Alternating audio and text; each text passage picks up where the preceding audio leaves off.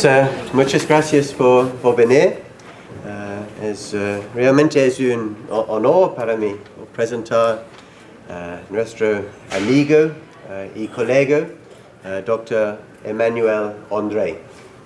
Él es el jefe del Departamento de Microbiología en la Universidad Católica de Louvain en Bélgica, y también es apoyándonos en nuestros proyectos de investigación de prevención de TBC con intervenciones socioeconómicas acá en Cayam.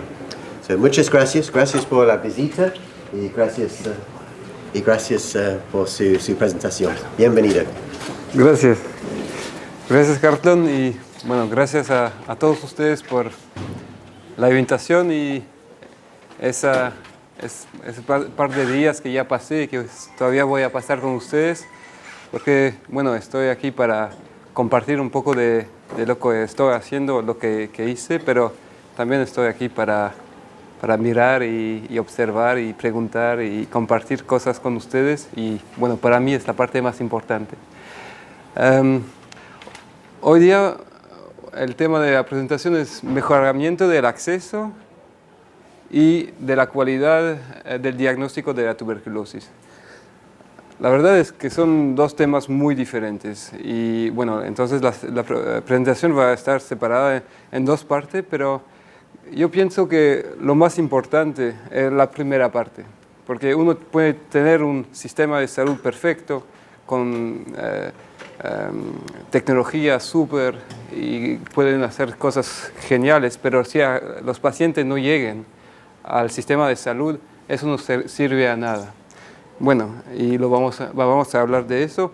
Y con el tema de la cualidad también se podría charlar durante horas o días, pero me voy a concentrar sobre algunas innovaciones que hicimos en el Congo con el tema de los GenExpert.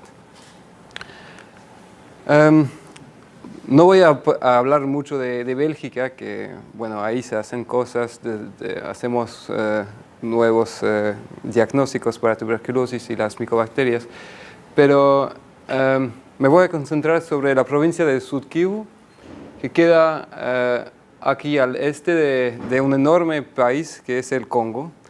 El Congo es un país muy complicado, es enorme, hay una población de 60 millones, 70 millones, pero repartida en como 11 provincias que son muy diferentes, con niveles de desarrollo diferentes, con problemas que son específicos. Y la parte al este del país es una parte que está viviendo conflictos armados desde hace más de 25 años. Y eso tuvo un efecto mayor sobre la organización del sistema de salud, que siempre están haciendo cosas de emergencia y no trabajan sobre las cosas más profundas, más estructurales del sistema de salud. Y como ustedes lo saben, la tuberculosis no es una emergencia sanitaria cuando uno está en un conflicto, pero sí es una emergencia, es una epidemia. Y la tuberculosis por eso fue dejado al lado por muchos años, y bueno, eso es el contexto. La provincia está dividida en 34 zonas de salud, con la capital Bukavu, que queda aquí al sur del lago Kivu, con 1 millón de habitantes. Toda esa parte rural de montañas, con muchas actividades de minas artesanales, son gente que lo hacen por sí mismos, no son empresas internacionales. Y también esa parte, ¿por qué hay minas y por qué hay plata que pues, se puede sacar de ahí? También son los lugares donde los conflictos son los más activos. Entonces, el acceso al diagnóstico. ¿Por qué hablamos de eso? Porque el tema de la subdetección de tuberculosis, sí, que me piden, que me excuso por mi castellano que no es perfecto, si van a haber errores que me disculpen, pero bueno, así es. La subdetección de tuberculosis es como el tema del iceberg. Los pacientes que acceden al sistema de salud, bueno, son una parte, es la parte visible, son los que vemos.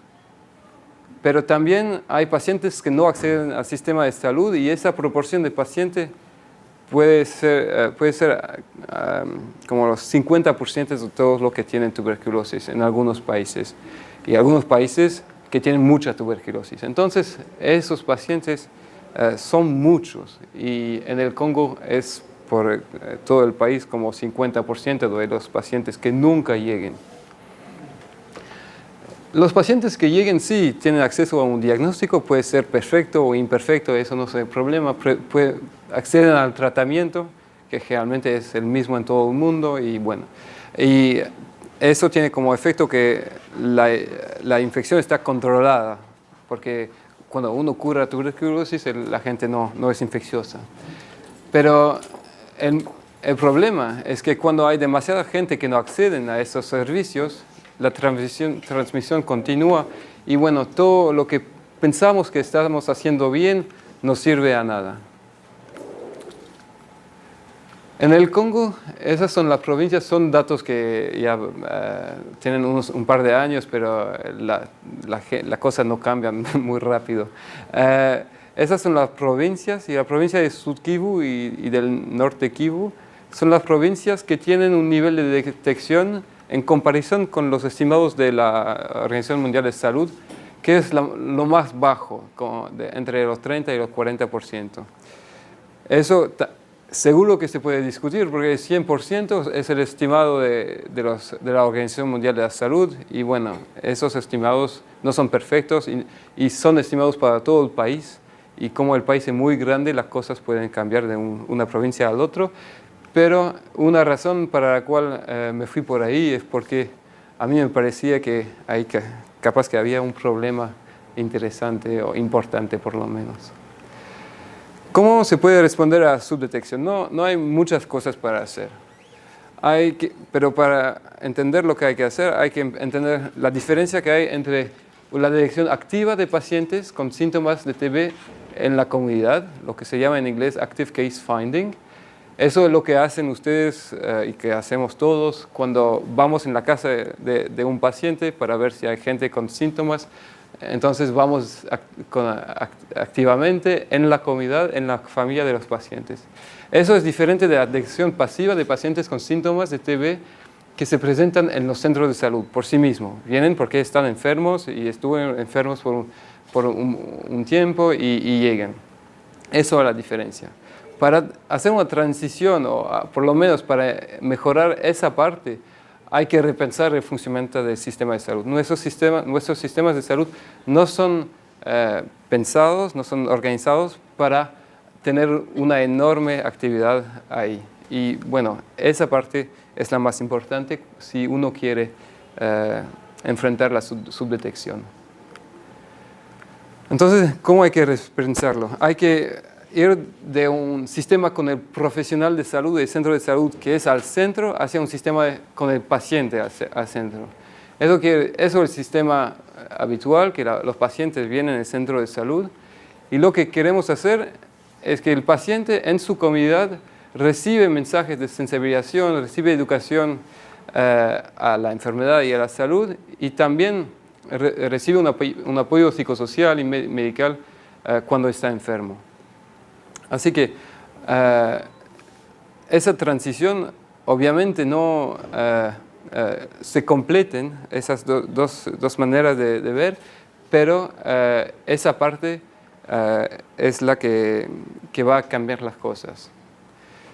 Con el ejemplo de la TBC, ahora los pacientes sí, que cuando viven cerca del centro de salud acceden a los servicios, pueden ir, volver, tomar el DOTS y bueno, por algunos tienen que caminar un poco, pero todavía la calidad de los servicios alcanza. Pero para los pacientes que viven en lugares que están más lejanos del centro de salud o para los cuales las distancias son más largas porque están muy enfermos, son viejos, ese acceso puede ser más difícil y la consecuencia será que el diagnóstico de tuberculosis será retrasado, el periodo de contagiosidad es prolongado, la adherencia al DOTS es más difícil porque si tienen que caminar cada día es difícil. Entonces ya eso es la mezcla de cosas que es la mejor para que la tuberculosis se desarrolla, que las resistencias se desarrollen. Entonces, nuestro sistema de salud tiene un problema con eso. También el acceso al paciente por los profesionales de salud es más complicado. Rinde más difícil todavía una transición hacia un sistema más centrado sobre el paciente, y si queremos acceder y dar todos los servicios a esas comunidades que viven lejos de los centros de salud, de los centros administrativos, necesitaría mucha energía, mucho dinero.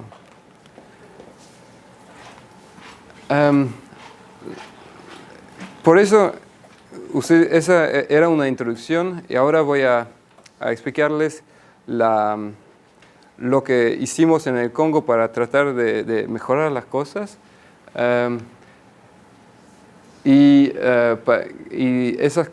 Lo que hicimos es de movilizar las personas afectadas por la TBC. Ya les voy a contar. El sistema normal, un paciente llega al sistema de salud, recibe un tratamiento y va mejor. El centro de salud manda a alguien, ustedes saben lo que es, a la casa del paciente para ver si tiene contactos. Bueno, esos contactos hay que son enfermos, hay que no son, hay que van a tener una tuberculosis más tarde. Lo que empujamos es de responsabilizar a los pacientes y a sus familias, y eso lo hacen también ustedes para enseñarles un par de cosas sobre la enfermedad, para dar un poco más de apoyo para los pacientes. Y eso, bueno, puede ser el DOTS, que lo apoyamos a tomar su tratamiento, pero también apoyo psicosocial, lo que ustedes conocen muy bien.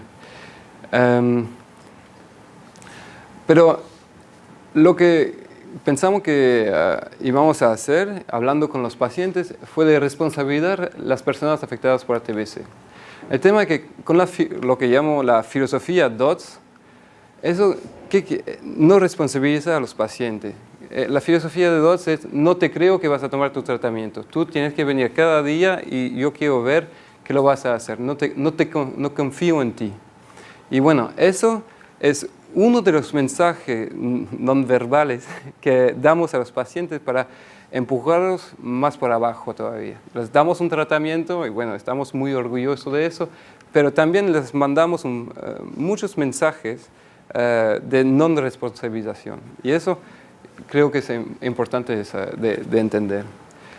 Lo que queremos hacer es decirles a los pacientes: tu historia puede servir a los demás. Te vamos a dar información sobre tu enfermedad y como paciente tú puedes ayudar a tu comunidad. Y queremos salir de una situación donde el paciente se siente estigmatizado, infantilizado, a una situación donde el paciente está responsabilizado y puede ser un agente de salud para su comunidad, puede ser un actor. Entonces hay que ver a los pacientes como parte de la solución y no parte del problema. Bueno, implicar a la gente afectada por la TBC en las actividades de detección activa. Eso fue lo que queríamos hacer, y pensando en eso, en principio vimos muchos ventajas. Son recursos humanos que existen en todos los lugares donde hay TBC. Eso por definición. Hay pacientes en todos los lugares donde hay tuberculosis. Y hay más pacientes donde hay más tuberculosis. Es un recurso humano que existe más en los lugares donde hay mucha tuberculosis. Y también eso es importante. Todos los países son diferentes, pero en el Congo hay muy pocos recursos humanos de médicos, hay muy pocos médicos, hay enfermeras y todo eso, pero son muy pocos y tienen mucho trabajo en los centros de salud. Si les pedimos de hacer detección activa en la comunidad, ya no tendremos a nadie adentro del centro de salud, eso no puede funcionar. Esos pacientes y personas afectadas son sensibilizados a los síntomas, a las consecuencias, al diagnóstico, al tratamiento de la tuberculosis. Es genial, no tenemos que hablarles de un montón de cosas porque ya lo saben, porque ya lo vivieron. Y a veces nosotros los médicos pensamos que sabemos, pero cuando ellos saben cosas mucho mejor que nosotros. Hay cosas que obviamente sabemos mejor, pero bueno. Y los pacientes podrían hacer un trabajo que es útil para su comunidad y beneficiar de ingresos adicionales. Porque si le pedimos de trabajar, ¿por qué no pagarles para ese trabajo? Los límites, no todos tienen la capacidad, el tiempo o la voluntad de ayudar o de entrar a un trabajo. Obviamente, un paciente que está muy enfermo, o que tiene 5 años o 95, o que está con problemas de alcohol o qué sé yo, a veces sí pueden ayudar, pero todos no lo pueden. Y las condiciones de implicarlos son que tienen que ser no contagiosos. No podemos mandar en la comunidad gente que va a distribuir la enfermedad, obviamente, pero la contagiosidad, una vez que uno toma su tratamiento, es casi a cero, ustedes lo saben. Y tienen que recibir una formación específica, obviamente, y las actividades tienen que ser integradas con el sistema de salud. Porque aquí la idea era de atraer los pacientes hacia el sistema de salud, no era de hacer un sistema de salud paralelo. Y entonces, bueno, esas eran las condiciones. Y bueno, prácticamente, ¿cómo hicimos? Nos fuimos en los 100 centros de salud de las provincias por 3 días. El primer día llamamos a todos los pacientes, sus familias, los pacientes de los años anteriores, el personal del centro de salud, y bueno, dimos una formación general sobre la tuberculosis. La gente tenía muchas preguntas, siempre bueno, eran conversaciones activas, y presentamos también a la idea, al proyecto de envolver, de preguntarles, de ayudarnos. En cada centro de salud, 10 pacientes fueron elegidos por 2 días más de formación. Esos pacientes fueron elegidos porque sabían leer, tenían tiempo y ya estaban listos para ayudarnos. Y también era un consenso de todos que estaban ahí, que ellos capaz que serían los mejores para ayudarnos. Después, ellos recibieron una formación específica sobre las estrategias de detección activa, incluido cómo identificar a las comunidades o a las familias, a los hogares, donde capaz que hay más tuberculosis, porque la idea es de ir no es una survey, no es un estudio para saber cuánto tuberculosis hay, es una actividad para ir en los lugares donde hay más riesgo de tuberculosis y encontrarlos. Les explicamos cómo funciona el DOTS y el tratamiento, cómo ellos podrían dar apoyo psicosocial a los pacientes. Y teníamos también un acuerdo del sistema de salud que ellos podrían hacer el DOTS. Entonces, los pacientes, ellos que recibieron una formación, podían supervisar el DOTS para los pacientes. La detección activa se hace en los hogares de la comunidad de los pacientes. Lo que pedimos a esa gente es de ir alrededor de ellos. El sistema de salud va en su familia, y a ellos le pedimos de ir en los hogares de su comunidad, y para los que son muy motivados, ir más lejos o ir en lugares donde identificaron como de alto riesgo. Y por supuesto le dimos incentivos per paciente con síntomas que fue referido al sistema de salud. Así que había un control del sistema de salud. Ellos recibieron a los pacientes con síntomas, hacían un test y bueno, unos eran positivos, los otros negativos, y la gente del laboratorio, del centro de salud o los enfermeros tenían un control para ver que ellos referían pacientes sí con síntomas y bueno, había un control interno. Y la gente del centro de salud participa a todas las reuniones de esos grupos.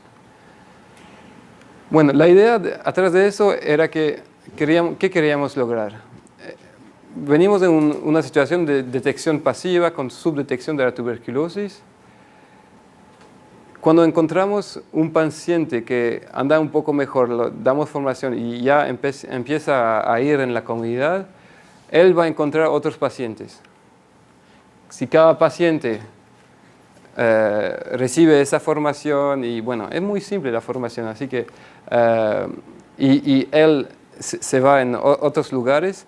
Bueno, la idea teórica era de tener una aumentación exponencial de la detección de tuberculosis. Obviamente, eso era la teoría, pero bueno. ¿Cómo nos organizamos? Había una organización provinciales, un coordinador por distrito, un supervisor por zona de salud y esos 100 grupos de 10 personas afectadas. Una organización que actualmente sigue la organización del sistema de salud para que a cada nivel la organización pueda comunicar con la gente en paralelo. Hicimos muchas formaciones y también regularmente la gente de todos los grupos, 1 o 2 por grupo, venía para discutir y nos fuimos mejorando la formación, el sistema de captura de datos y todo eso. Y bueno, de poco a poco, eso son el nivel de actividad de los laboratorios, cuántos test de detección de Zilnil se hicieron. Y eso fue con un primer grupo de pacientes y después cambiamos la metodología, eso no voy a explicar, pero lo que se ve es que a partir de un cierto momento, los pacientes referidos por los expacientes y las personas afectadas por tuberculosis empezaron a representar una parte muy importante de los pacientes que van al centro de salud. Entonces, hubo una transición de detección pasiva a una aumentación de la actividad gracias a la detección activa, y esa detección activa parcialmente reemplazó una parte de la detección pasiva. Bueno, no voy a hablar mucho sobre eso, pero la idea detrás de eso es que si uno va a ver el paciente en su comunidad, lo va a encontrar más temprano en su enfermedad. Y bueno, entonces ese paciente, algunos de esos pacientes capaz que se iban a ir más tarde al centro de salud, pero por lo menos lo identificamos un poco más antes y eso era algo que consideramos como una buena cosa. Al inicio de eso vimos, eso fue la case notification, la detección de tuberculosis en un subgrupo de zona de salud, y ven que la situación no estaba bien, estaba deteriorando de poco a poco, de un año al otro, y cuando empezamos con eso sí vimos un efecto muy importante sobre la detección y la tendencia de la detección. Eso también, bueno, ya ahora tenemos datos más recientes, pero sigue así. La idea es que eso es el nombre de pacientes por año, y ven que cuando empezamos esas actividades, la proporción, la cantidad de pacientes aumentó masivamente. Y también, bueno, esos son los estimados de la incidencia de tuberculosis, todas las formas, smear positive, smear negative, microscopía positiva, microscopía negativa, extrapulmonar, y para Congo es 325. Adentro de los pacientes que fueron referidos por los expacientes, la incidencia, eso es de más o menos 700.000 pacientes referidos, fue mucho más alta. ¿Por qué? Capaz porque los estimados de WHO no son buenos y no son para la provincia de Sud Kivu, pero también porque los pacientes que están referidos son pacientes que viven en lugares donde había ya un paciente. Vienen de comunidades donde ya sabíamos que había tuberculosis en ese medio ambiente, porque había un paciente. Son por definición de un riesgo más alto que la población general, porque hay una selección. Bueno, Los resultados después de 28 meses. Hicimos casi 500 días de formación y supervisión. Formamos a 1000 personas que recibieron los 3 días de formación, mucho más que recibieron una formación general, y esos 100 grupos que fueron constituidos.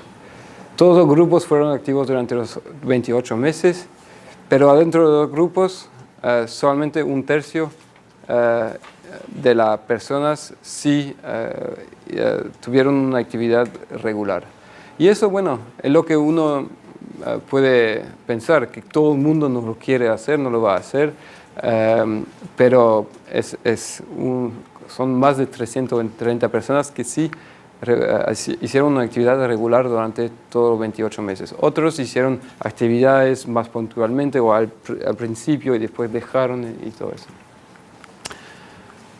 Como le dije, casi 700.000 personas fueron cuestionadas por los pacientes. La cuestión era simple. Uno tiene tos por más de 15 días o no tiene tos por más de 15 días. No es medicina muy compleja. 10% tenían tos.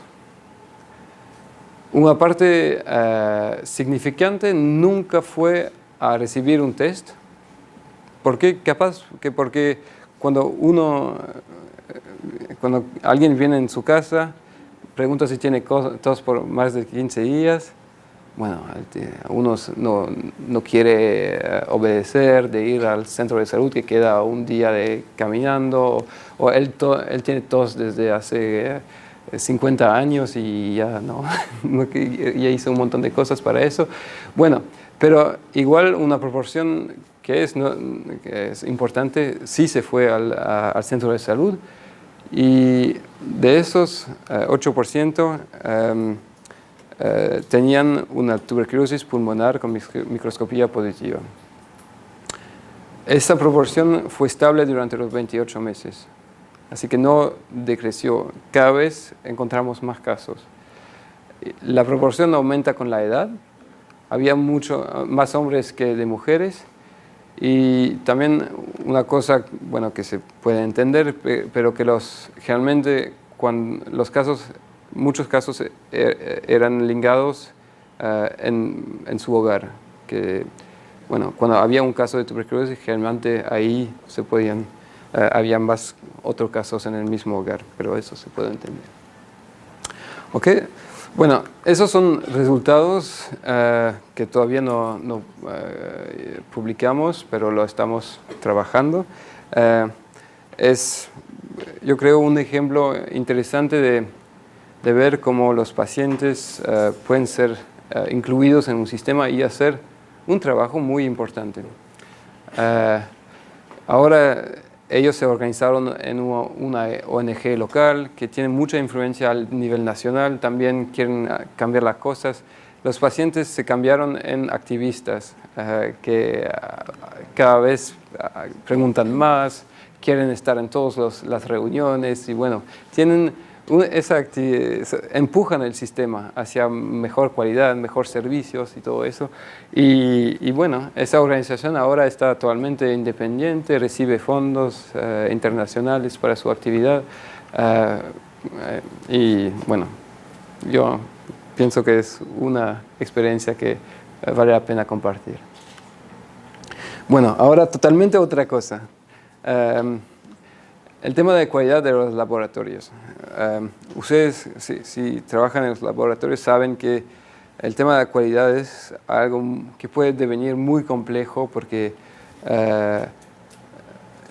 lo que hay detrás de esto, que queremos estar seguros cada vez que damos un resultado de laboratorio, que damos el buen resultado al buen paciente a tiempo.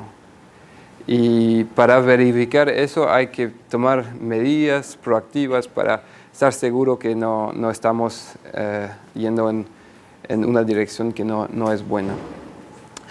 Si ustedes trabajan en el campo, ya conocen historias de pacientes que recibieron resultados que no son, capaz que no son del buen paciente, o los recibieron demasiado tarde para tener un impacto importante sobre el paciente o su tratamiento.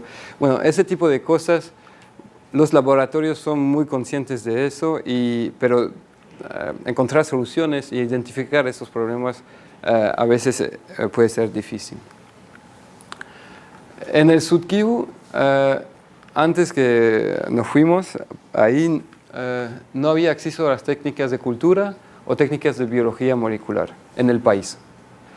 Es un país que es uno de los más, que tiene más de casos de tuberculosis y todo eso, pero el sistema la red de laboratorios es muy buena para microscopía.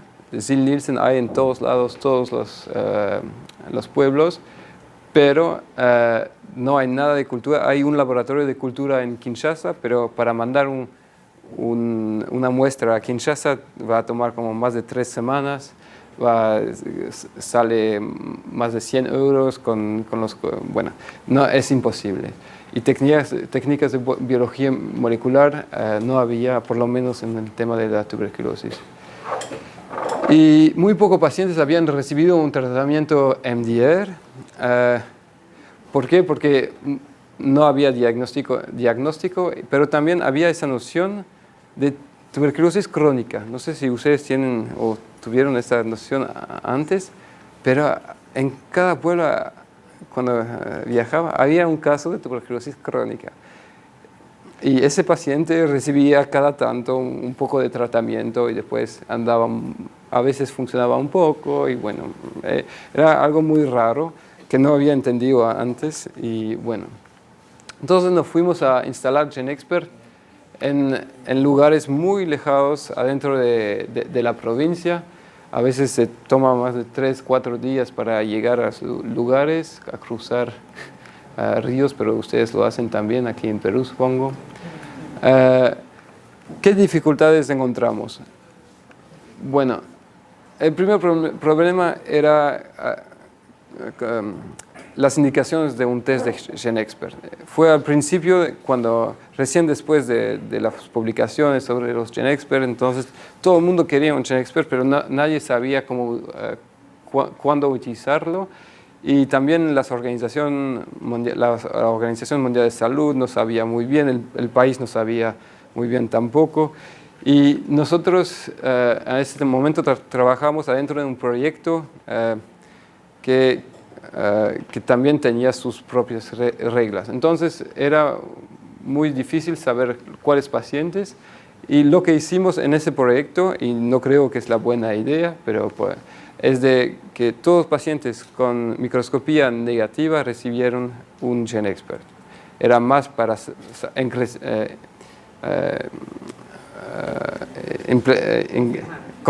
confirmar tuberculosis adentro de los que tenían síntomas, pero microscopía negativa. Bueno, el transporte de las muestras fue algo muy complicado, porque tuvimos solamente 10 GenExpert para la provincia, pero había más de 100 centros de salud que hacían microscopía. Y bueno, por eso hicimos unas validaciones, y lo que hicimos es en cada muestra pusimos una dilución de alcohol para conservar la muestra sin problemas, y eso funcionó bastante bien. Entonces las muestras viajaban en toda la provincia y funcionaba bastante bien. Y también lo que vamos a hablar de eso más tarde, es que teníamos una proporción importante de resultados inválidos. Y bueno, eso no era una sorpresa y lo vamos a discutir. La transmisión de los resultados también fue un problema hacia los profesionales de salud y los pacientes, y también hacia el nivel central, porque lo que queríamos hacer también es de ver lo que estaba pasando en toda la provincia y todo eso. Y también los casos resistentes a la rifampicina, muy pocos pudieron recibir un test de confirmación, y bueno. Así que cuando empezamos, esos fueron los registros, bueno, son habituales. Todos tenían microscopía negativa, ninguno ha recibido una radiología, porque no hay en toda la provincia, y ninguno tenía un test HIV, porque no había test. Y entonces, porque teníamos una proporción bastante importante de resultados negativos, también porque elegimos los pacientes que tenían una microscopía negativa, y aquí son los errores. La proporción de casos positivos hicimos en total como 25.000 test. Eso fue al principio, hicimos una comparación con otros países que empezaban con el GenExpert. La proporción de positivos era alrededor entre 5 y 10%. La resistencia a la rifampicina fue con pacientes sin antecedentes de 5%. Y como le dije, la proporción de test con resultado inválido fue importante, 16%, y más importante que adentro de los otros países. Bueno, por eso no nos gustó eso, porque la gente decía, oh, sí, pero en Congo no trabajan bien, ¿sabes? Es África, bla, bla, bla, bla. Y yo pensé que la gente trabajaba bien, entonces empezamos a buscar las razones, y vamos a hablar más tarde. Lo que hicimos es, hicimos un programa informático en los GenExpert para que cada GenExpert, cuando un test se finaliza, había un pop-up que preguntaba de entregar informaciones que son en el papel, que son el doctor, quién hizo el test, cuál es la muestra, si es pulmonar, extrapulmonar, la información sobre el paciente, su fecha de nacimiento, dónde vive, su teléfono, por qué hizo el test, tiene su HIV, si es un contacto de un caso resistente, si tiene diabetes. Bueno, esa información estaba captada al mismo momento que el resultado venía y estaba transmitido por SMS o por internet a una base central, y de esa base central la información volvía a los doctores y información también a los pacientes. El mensaje, el SMS decía, su resultado está ahí, lo puede ir a buscar. Y también pudimos agregar todas las informaciones en una base de datos central.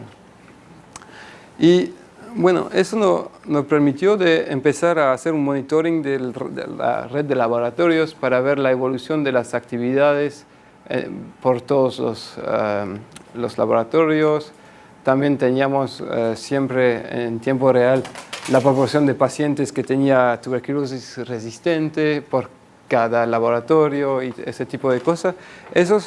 Y cuando empezamos a medir eso, es una primera medida de calidad, porque un laboratorio que deja de trabajar, bueno, tiene un problema. Y bueno, empezamos, gracias a eso, a tener indicadores de calidad. También lo que hicimos fue de analizar los determinantes de los errores. Y lo que nos dimos cuenta, esas son todas las máquinas, esos son los módulos adentro del GenExpert. Y nos dimos cuenta que para una misma máquina a veces había una parte de la máquina que no funcionaba bien y la otra funcionaba muy bien.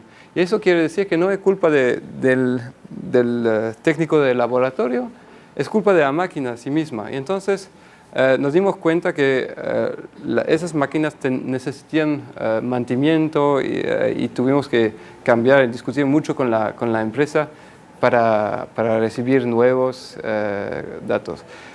Mirar a ese tipo de cosas, nosotros actualmente fuimos adentro de los primeros porque teníamos un problema muy importante, y eso lo presentamos a nivel internacional, y ahora casi cada país tiene su propio sistema para averiguar ese tipo de información, y creo que eso está bien. La proporción de invalid puede devenir un problema también económico, porque ven que hay algunos módulos que trabajan mucho, que tienen una proporción de errores muy importantes, y entonces eso quiere decir que para ese módulo hicieron más de casi 250 tests